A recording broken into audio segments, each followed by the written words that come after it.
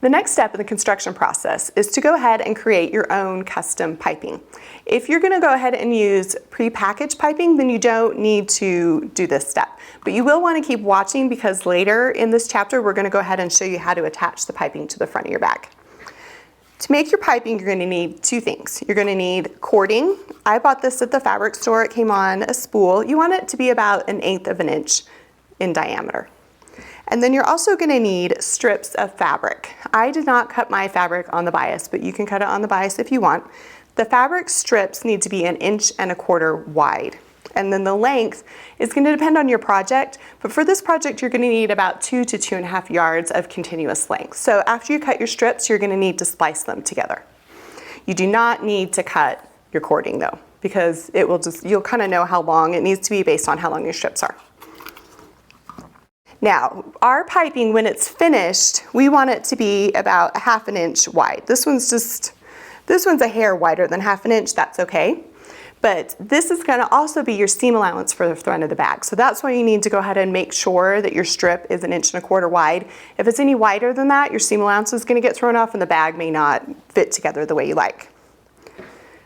To do this, so you can pin or you cannot pin. I don't pin, but if you're just starting, you can pin for the first little bit, just if you feel more comfortable. You're going to need a cording foot. You can do this with a zipper foot. To be honest with you, I've never been successful at doing this with a zipper foot. I didn't really do piping or cording very much until I discovered a cording foot. And then as soon as I got the foot, I realized it was so easy to do and I was adding it to everything. So let me kind of show you on this.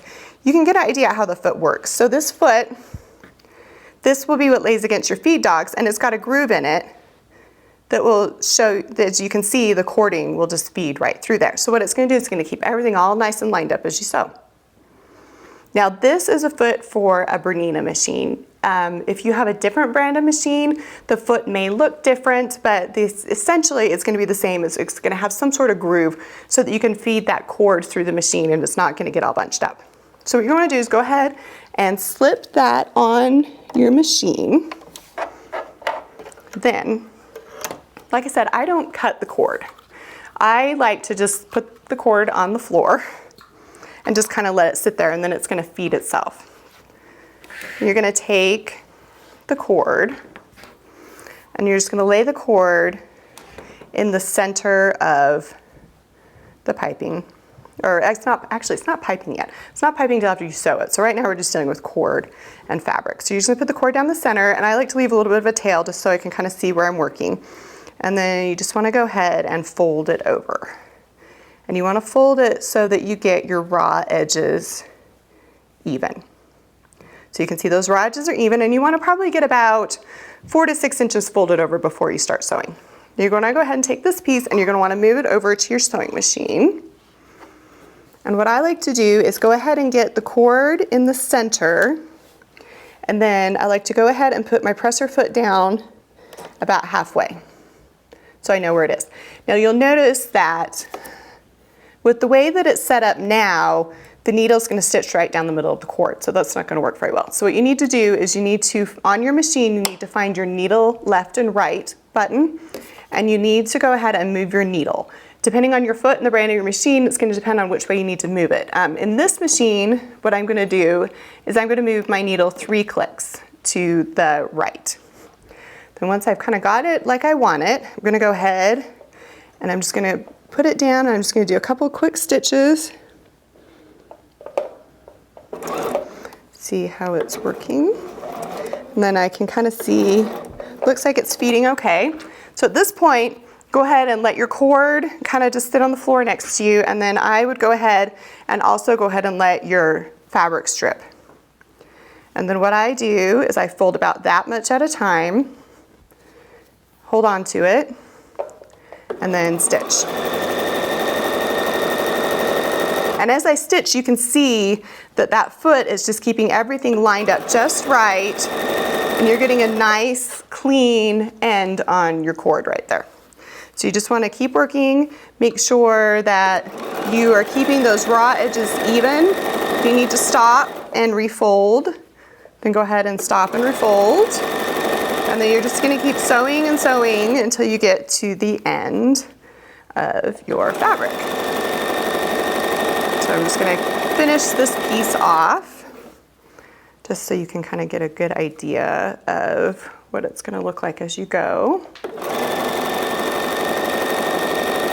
And actually, I'm gonna speed up my machine a little bit because I actually think if you're trying to, people, always talk about it's hard to sew a straight line, or I can't sew a straight line. It actually is kind of hard to sew a straight line, I think. But I think it's easier to sew a straight line if you sew a little bit faster. If you sew slow, it's harder. So if you can really kind of get it moving through, it's gonna feed a lot better. I'm gonna go ahead and pull this off because I'm at the end. And then to finish it, just finish it and then go ahead. I don't backstitch because it's gonna get cut in all kinds of different places. So then you're gonna end up with a nice piece of cording. So the next thing we need to do that we have our piping sewn is we need to go ahead and attach it to our bag. So on your pattern, it told you to go ahead and press your fusible fleece to the wrong side of your bag, front and back pieces. So these are the pieces of the bag that are the outside of the bag. You've got two pieces, one will be the front and one will be the back. I always like to start at the bottom because I think if you kind of don't get that seam joined perfectly at the end, if it's at the bottom, you're not going to notice it as much. What you're going to do is you're going to stitch this around the edge of the bag. I've done it both ways. I have pinned this and sewn it, and then I have not pinned it. And I think for me personally, it works better not to pin it because sometimes as you pin it, you don't get the pins in exactly the right spot, and then it will kind of bunch up. So I think it's better to kind of naturally let it feed through the machine. So I'm gonna bring this over to my machine, and I'm not gonna start stitching at the end. I'm gonna start stitching about an inch or two in. I'm gonna line up the raw edge of the piping with the raw edge of the bag. I'm gonna put that foot down. Now I'm just gonna sew on top of that seam that I just stitched. So the trick with piping is you always want to keep sewing over the same seam over and over again, and then you know that all your pieces are going to line up correctly. Here we go ahead, and I'm going to start stitching.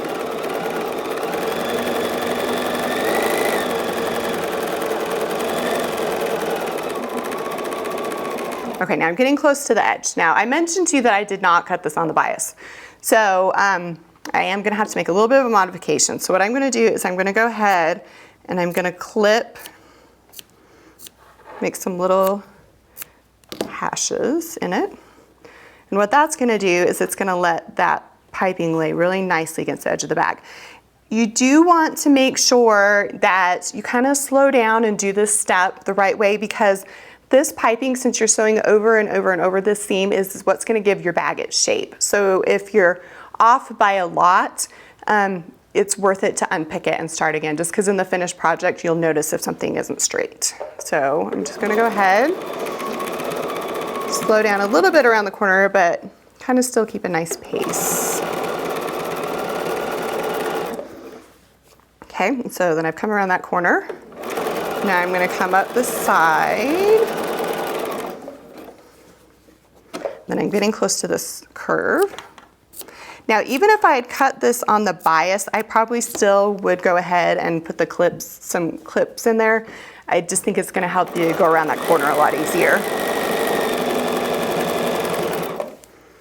And come around this corner. Then stitch down the straight, all the way down. Okay, I'm getting close to this corner again. I'm going to stop and cut some slits in it.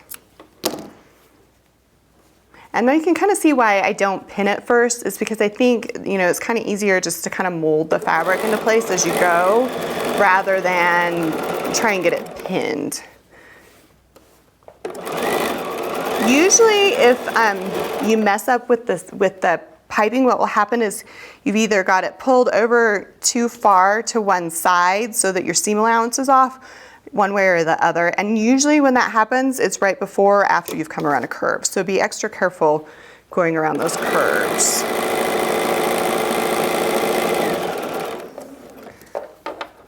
The other thing you want to make sure is, you know, sometimes when you apply your interfacing to a piece, the interfacing is not exactly the same size as the piece that you've applied it to. This one, you can see actually right here, it's off a little bit. I would probably go ahead and trim anything like that off, just because I said you want to really try and maintain the integrity of that shape of the bag. So you're going to come around the last curve, and then you're going to stitch a little bit down the straightaway here. Okay, and then you're going to come to about, I don't know, it doesn't matter how much. I usually leave like an inch or two. So I'm going to go ahead and cut that off. And you can see that I've come to this far with the piping. So now what we've got to do is we've got to line up those ends of the piping. So we're going to go ahead and go over here. I think this is easier to kind of lay yourself out on a flat surface when you do it. So you want to take your scissors and your unpicker. So I'm going to cut this off. Get that out of the way. So what you want is you want these two pieces to line up just right, exactly right there, but you don't want raw edges. So what I do is I kind of see where they line up, and then I cut about a thumb's width extra, and then I cut it off. Now, you're going to unpick this seam. And this one, like I said, I stitched myself. I can unpick it, but you can easily unpick the prepackaged stuff too. So you're going to unpick the seam, and you're going to pull out the cord. We're going to keep pulling out the cord. We're going to unpick that, because you can always stitch the seam back in, so it's okay if you unpick a little bit more than you think you need. You're going to unpick that. Right there is where that lines up. So now I'm just going to go ahead and I'm going to clip out the cord. So now that, see how that kind of lines up right there? So now what I usually do is I go ahead and then I fold this end under so that I have a folded edge right there. And then you're going to take that, and you're going to take that, and you're just going to fold that like that, so you can see you have a nice folded edge right there. You don't have any raw edges. Now I probably would go ahead and put a pin right there just when I move it, just to kind of keep it in place. Then we're going to come back, and you're going to go maybe an inch past where you stopped sewing before, and you're going to start sewing again. And then you're just going to sew right over the top until you go an inch past, and then cut that off. So you can see you have a nice piped edge. So you're going to want to go ahead and do that to the bag front, and then you also want to go ahead and do that to the bag back pieces.